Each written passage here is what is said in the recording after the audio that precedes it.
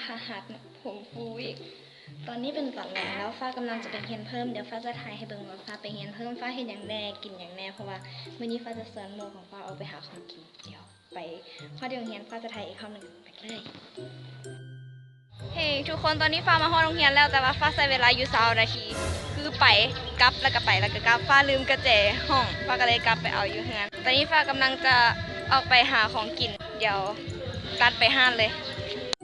ตอนนี้ฟ้าได้ของกินมาแล้วเดี๋ยวกลับไปกินอยู่ห้องกันเลยอยู่ในโรงเรียนมีงานก็เลยเสียงดังตอนนี้ฟ้ามาห้องแล้วมากินขนมกันเลยเป็นโต๊ะที่จริงวันนี้ฟ้ามีเสร็จฟ้าอยากให้คนเห็นว่าฟ้าบ่ได้เป็นคนที่กินน้อย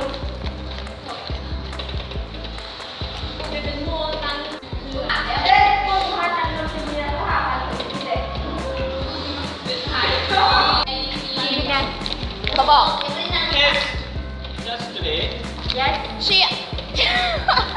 he Elson สุดใช่เจ้าเจ็บแล้วสุดตัวมีคนห่วงไหมคนอ๋อสลาย จังหวะเมื่อวานก็พยายามให้มันทันอยู่ มาทานโดนหนักแล้ว เฮ้ยขึ้นรถ3:45 5:00 ตอนนี้ฟ้ากำลังหาเสียงอยู่ทุกคน เป็น past listening รอถ่ายเสร็จแล้ว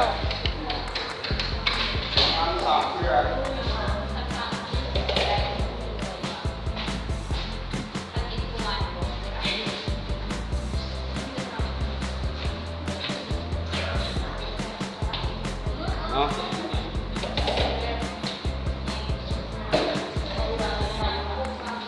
เพิ่ม